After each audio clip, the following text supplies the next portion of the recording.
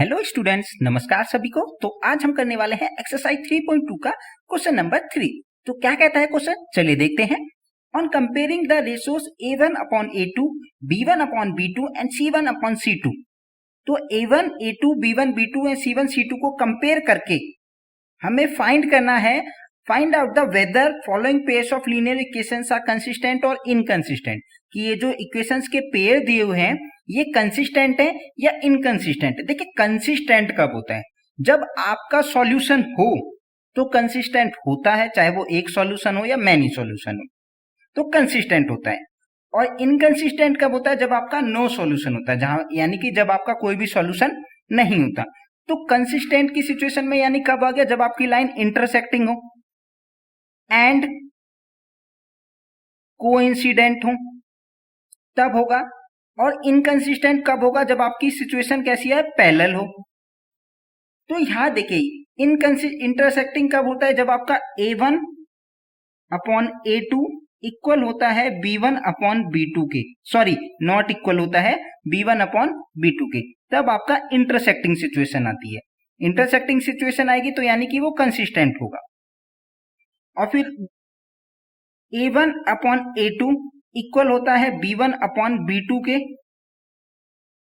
और but not equal होता है c1 अपॉन c2 के। तो ये पैरेलल सिचुएशन होती है। ये क्या होती है, आपकी पैरेलल सिचुएशन होते हैं। तो ये इनकंसिस्टेंट, क्योंकि इसमें नो सॉल्यूशन होता है। पैरेलल सिचुएशन पे नो सॉल्यूशन होता है, पैरेलल सिचुएशन में कोई भी सॉल्यूशन नहीं निकलता, तो वो इनकंसिस्टेंट होगी। और तीसरी देखिए आपके a1 अपॉन a2 इक्वल होता है b1 अपॉन b2 के, इक्वल होता है c1 अपॉन c2 के। तो वो होती है आपकी कोइंसिडेंस। क्या होती है वो, आपकी कोइंसिडेंस। तो कोइंसिडेंस वाली सिचुएशन में भी सॉल्यूशन मैनी सॉल्यूशंस आते हैं। इसमें क्या होते हैं, मैनी। इसमें वन सॉल्यूशन होता है, इसमें नो सॉल्यूशन होता है, और इस वाले में मैनी सॉल्यूशंस होते हैं आपके। तो देखिए ये वाली भी, इस को भी क्या कहेंगे, कंसिस्टेंट, क्योंकि सॉल्यूशन तो है ही ना, तो कंसिस्टेंट होगा ये। तो देखिए इधर कंपेयर करते हैं। ये आपका x के बगल में a होता है, y के बगल में b होता है, और ये तीसरा कांस्टेंट टर्म होता है। तो इसको ऐसे लिख लीजिए या -5 को उधर भेज लीजिए, बात एक ही है। या तो कांस्टेंट टर्म दोनों राइट में हो या फिर दोनों कांस्टेंट टर्म लेफ्ट में हो। तो देखिए a1 अपॉन a2 यानी 3 अपॉन 2, ये a1 हो गया, ये a2 हो गया। a1 अपॉन a2 कितना है, 3/2। और b1 अपॉन b2 देखिए कितना आएगा, 2/-3। तो ये नेगेटिव आ रहा है, ये पॉजिटिव आ रहा है, और वैसे भी सेम नहीं है, तो यानी कि not equal. a1 upon a2 is not equal है b1 अपॉन b2 के। तो यानी कि इंटरसेक्टिंग सिचुएशन है, तो ये कंसिस्टेंट होगा। तो ये क्या हुआ, दिस इज कंसिस्टेंट। ये क्या है आपका, कंसिस्टेंट है। अब ऐसे ही देखिए इस वाले में देखते हैं। तो a1 अपॉन a2 ये आ गया 2/4। a1 अपॉन a2 इक्वल कितना हुआ आपका, 2/4, यानी कि 1/2। b1 अपॉन b2 कितना होगा, देखिए b1 अपॉन b2 ये देखिए -3/-6, माइनस माइनस पॉजिटिव हो जाएगा, तो ये भी देखिए 1/2 आया। अब देखिए c1 upon c2, c1 upon c2 कितना होगा, देखिए 8/9। तो यहां देखिए ये दोनों तो 1/2 आ रहे हैं, लेकिन ये है आपका 8/9, यानी ये इक्वल नहीं है। फर्दर इसको सॉल्यूशन भी सॉल्व करेंगे तो वो भी नहीं होगा, 1/2 तो नहीं बनेगा। तो ये देखिए यानी कि इस सिचुएशन में a1 अपॉन a2 इक्वल है b1 अपॉन b2 के, बट नॉट इक्वल है c1 अपॉन c2 के। तो ये कौन सी सिचुएशन हुई, ये हुई आपकी पैरेलल सिचुएशन। ये कौन सी सिचुएशन हो गई, पैरेलल हुई है। तो पैरेलल सिचुएशन में क्या होता है, इनकंसिस्टेंट, क्योंकि वहां पे कोई सॉल्यूशन नहीं होता, तो ये इनकंसिस्टेंट होगा, क्योंकि यहाँ पे नो सॉल्यूशन होता है। नो सॉल्यूशन है तो ये इनकंसिस्टेंट होगा। चलिए अब अगले क्वेश्चन पे आते हैं, क्वेश्चन नंबर 3 पे। यहाँ देखिए a1 अपॉन a2, तो यानी कि मैं अब डायरेक्ट लिख रहा हूँ, a1 a2 नहीं लिख रहा हूँ बार बार, क्योंकि पिछले क्वेश्चन में कराया। तो आप देखिए इसको समझिए, 3/2 डिवाइडेड बाय 9, तो डिवाइड को ये हुआ बाय 9।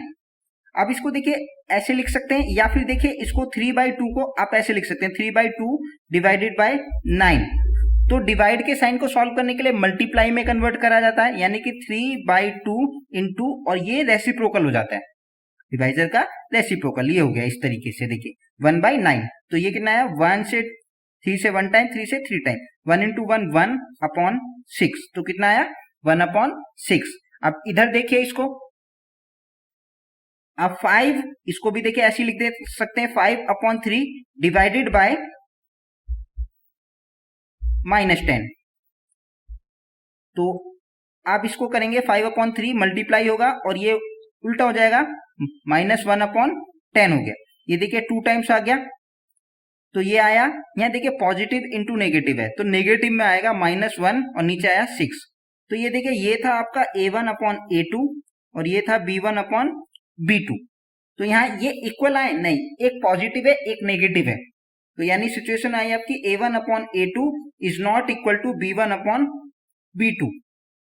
तो ये नॉट इक्वल, तो नॉट इक्वल हुआ, तो ये क्या हुआ इंटरसेक्टिंग हुआ, इंटरसेक्टिंग हुआ ये। तो इंटरसेक्टिंग मतलब एक सॉल्यूशन होगा इसका, वन सॉल्यूशन होगा इसका। तो सॉल्यूशन तो है ना, जहां भी सॉल्यूशन आएगा तो वो क्या बन जाएगा आपका, कंसिस्टेंट हो जाएगा, वो हो जाएगा आपका कंसिस्टेंट। तो ये कंसिस्टेंट है, तो this is consistent, this pair of equation, this pair of equations are consistent. अब इधर देखिए अगले पे आ जाते हैं, इधर 5/10 -10, इधर है -3/6 और इधर है 11/-22। तो देखिए 1 से 2 टाइम, 5 से 1 टाइम, 5 से 2 टाइम, तो -1/2 आया। इधर देखिए 3 से 1 टाइम, 3 से 2 टाइम, -1/2 आया। देखिए नेगेटिव के साइन को आप नीचे लगा लीजिए, ऊपर वो नेगेटिव ही रहेगा। इधर देखिए माइनस का, ये भी 11 से 1 टाइम 2 टाइम, -1/2। तो यहाँ देखिए तीनों इक्वल आए, बिल्कुल तीनों इक्वल आए हैं, यानी कि ये कोइंसिडेंट होंगे। क्या होंगे ये, कोइंसिडेंट। कोइंसिडेंट का मतलब होता है मैनी सॉल्यूशंस, कोइंसिडेंट मतलब मैनी सॉल्यूशंस होंगे। तो मैनी सॉल्यूशन, सॉल्यूशन तो है ना, तो जहां भी सॉल्यूशन आएंगे वो क्या होगा आपका, कंसिस्टेंट होगा। तो ये भी आपका क्या हो गया, कंसिस्टेंट हो गया। तो और क्वेश्चन नंबर 5 आपका होमवर्क हो गया, आप उसको अपने आप करना, ठीक है। तो आज की क्लास में इतना ही, आशा करता हूं सभी को समझ आया होगा। Thank you.